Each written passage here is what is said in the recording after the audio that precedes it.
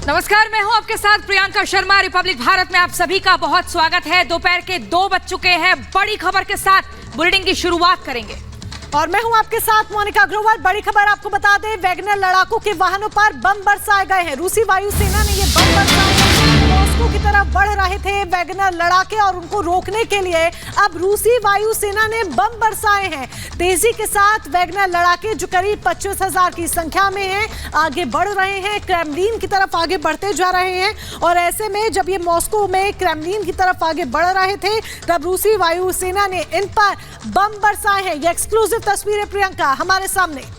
बिल्कुल, देखिए बड़ी खबर आपको बता रहे हैं, मॉस्को की तरफ बढ़ रहे थे ये लड़ाके और इसी के तहत इनको रोकने के लिए बम बरसाए गए हैं। वैगनर लड़ाकों के वाहनों पर ये बम दागे गए हैं ताकि वो अपनी आवाजाही को रोक दें, आगे ना बढ़े। ये रोकने का प्रयास किया गया है। मॉस्को की तरफ बढ़ रहे थे। रूस की राजधानी मॉस्को को लगातार घेर लिया गया है और इसी के चलते एक और बड़ी खबर बता दें, M4 हाईवे पर देखे गए वैगनर लड़ाके। मॉस्को की तरफ बढ़ रहे वैगनर लड़ाके, मॉस्को से 300 मील दूर है ये लड़ाके और इसी के चलते रूसी सेना ने जवाबी कार्रवाई की है, उन वाहनों पर बम वर्षा की है। बिल्कुल, ये तस्वीरें आपके सामने, एक्सक्लूसिव तस्वीरें हम आपको दिखा रहे हैं। ये देखिए तस्वीर में जो जगह आपको नजर आ रही है, जो इलाका नजर आ रहा है, वो M4 हाईवे है, जहां पर ये देखिए वैगनर जो लड़ाके हैं वो आपको इन तस्वीरों में नजर आएंगे। ये देखिए ये तेजी के साथ आगे बढ़ रहे थे ये वैगनर के लड़ाके, जो कि करीब 25,000 की संख्या में है। अलग अलग जगह से इन्होंने रूस को घेरा हुआ है और ऐसे में जब आगे बढ़ रहे थे तब इन पर बम बरसाया गया। इस बीच एक और बड़ी खबर, रूसी सेना मुख्यालय पर वैगनर ने हमला किया है। रूस के रोस्तोव में जुटे हैं वैगनर के लड़ाके और उन्होंने हमला बोला है रूसी मुख्यालय पर। एक्सक्लूसिव तस्वीरें। वैगनर ग्रुप के विद्रोह के बाद फोर्स तैनात हो गई है। देखिए, अब से कुछ देर पहले आप व्लादिमीर पुतिन, जो कि रूस के राष्ट्रपति हैं, उनको सुन रहे थे। उनका संबोधन हुआ था राष्ट्र के नाम और उन्होंने सीधे तौर पर कहा था कि यूनिटी की बेहद जरूरत है और ऐसे में देशद्रोहियों को बख्शा नहीं जाएगा। इसी बीच एक और बड़ी खबर आपको बता दें, वैगनर की बगावत पर राष्ट्रपति पुतिन सख्त हुए। सेना कमांडर्स को पुतिन का आदेश है कि सैन्य कार्रवाई आप करें, आपको पूरी तरह से खुली आजादी है। विद्रोहियों को मारने के आदेश दे दिए गए हैं। वैगनर से कोई समझौता नहीं करेंगे व्लादिमीर पुतिन। तो संजय सोई जी लगातार हमारे साथ बने हुए हैं, डिफेंस एक्सपर्ट हैं। संजय सोई जी का सीधे रुख कर लेते हैं। संजय जी, जिस तरीके से तेजी के साथ वैगनर लड़ाके आगे बढ़ रहे हैं, या और पुतिन ने जो बम वर्षा की है, ये माने कि अब पुतिन लेफ्ट राइट जो भी उनको नजर आ रहा है लड़ाकों को रोकने के लिए वो कदम उठा रहे हैं, कितने कारगर साबित होंगे ये कदम? नहीं, बिल्कुल मोनिका जी, आप देखिए पुतिन की जो भाषा है वो बहुत गुस्से वाली है।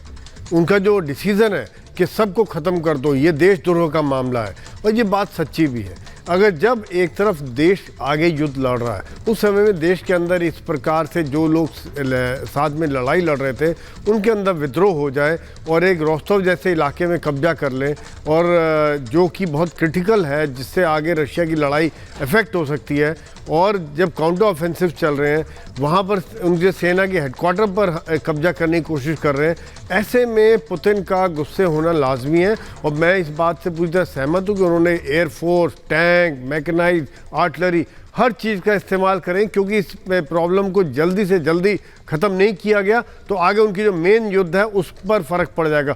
आप सोचिए, जो एयरफोर्स को यूक्रेन के ऊपर अगर रशिया के पॉइंट ऑफ व्यू से सोचा जाए कि जो यूक्रेन के ऊपर बम बरसाने, तो आज वो वैगनर अपनी सेना पर बम बरसा रहे हैं। एक बहुत कठिन सवाल ये भी आता है कि वैगनर रशियंस हैं, क्या वो अपने आदमियों को कितना मारेंगे, या हो सकता है शुरू में इस प्रकार का प्रेशर डाल के फिर उनको आत्मसमर्पण पर मजबूर करें, या टॉप लीडरशिप के साथ में बातचीत की कोशिश हो रही है। संजय सोई जी, आपने बहुत ही महत्वपूर्ण बातें की हैं और इस चर्चा को हम लगातार आगे भी जारी रखेंगे, लेकिन इसी बीच अपने दर्शकों को एक वैगनर ग्रुप के चीफ प्रिगोजिन का बड़ा ऐलान, रूस को जल्द मिलेगा नया राष्ट्रपति। ये बहुत बड़ा ऐलान है। पुतिन ने गलत रास्ता चुना है, ये प्रिगोजिन की तरफ से कहा गया है, जो कि आपको बता दें लगातार बार बार इस तरह के हालात बने हुए हैं। और इसी को लेकर संजय सोई जी, हम आपके पास आएंगे और ये समझना चाहेंगे कि रूस को एक नया राष्ट्रपति मिलेगा, ये बहुत बड़ी स्टेटमेंट है। किस आधार पर ये बयान दिया गया होगा? ये मेरे ख्याल से तो बहुत ही इमेच्योर स्टेटमेंट है, क्योंकि अगर वो अभी से 25-30 हज़ार लड़ाके इनके पास और ज़्यादातर इन्फेंट्री है, तो उसके द्वारा अगर वो सोच रहे हैं कि रशिया को टॉपल कर लेंगे, पुतिन को हटा देंगे, नया राष्ट्रपति मिलेगा, तो ये बहुत बड़ी महत्वाकांक्षा है जो शायद मेरे हिसाब से तो संभव नहीं है। वो मॉस्को के रास्ते तक अभी 300 मील है तकरीबन, इसका मतलब 500 किलोमीटर दूर है। वो अगर इससे 50 किलोमीटर आगे बढ़ जाए तो मैं कह सकता हूँ पुतिन उनका वहीं पे उनको ख़त्म करना चालू कर देगा, जिस प्रकार से उन्होंने एक्शन लेना शुरू कर दिया है, एयरफोर्स के द्वारा बम गिराने शुरू कर दिया। तो ये प्रिगोजिन का तो बहुत बड़ी महत्वाकांक्षा दिख रही है जो कि संभव नहीं है। हालांकि संजय सोई जी, क्या पुतिन का इस वक्त एग्रेसिव होना ठीक है, या जो स्ट्रेटेजी है वो कहीं ना कहीं और ज्यादा थोड़ा सा वक्त देना चाहिए, देखना चाहिए कि क्या कुछ उनकी तरफ से कदम हो रहे हैं, तब उसके तहत हम तैयार रहें, तब हम अपना अगला एक्शन लें, या फिर एग्रेसिव होकर ही काम चलेगा? नहीं, बिल्कुल मेरे हिसाब से तो दोनों काम चल रहे हैं साथ साथ। उन्होंने कुछ जो कमांडर्स लगाए जो वैगन आर के साथ डील कर रहे थे, वो कुछ कमांडर्स लगाए हुए हैं, कुछ सीनियर ऑफिसर्स ऐसे जो GRU के जो इंटेलिजेंस यूनिट इनको हैंडल करती थी उनके बंदे लगाए हुए हैं, ताकि कहीं ना कहीं जो डिस्ट्रॉय करेंगे, प्रेशर डालेंगे, तभी वो एक नेगोशिएटिंग टेबल पर आएंगे। क्योंकि अभी बहुत ऑफेंसिव हुए पड़े हैं वो। प्रिगोजिन का जो स्टेटमेंट आ रहे हैं एक से एक ऑफेंसिव है, हम सरकार बदली कर देंगे, नया राष्ट्रपति आएगा, हम मॉस्को पे चले जाएंगे, हम मरने को तैयार हैं।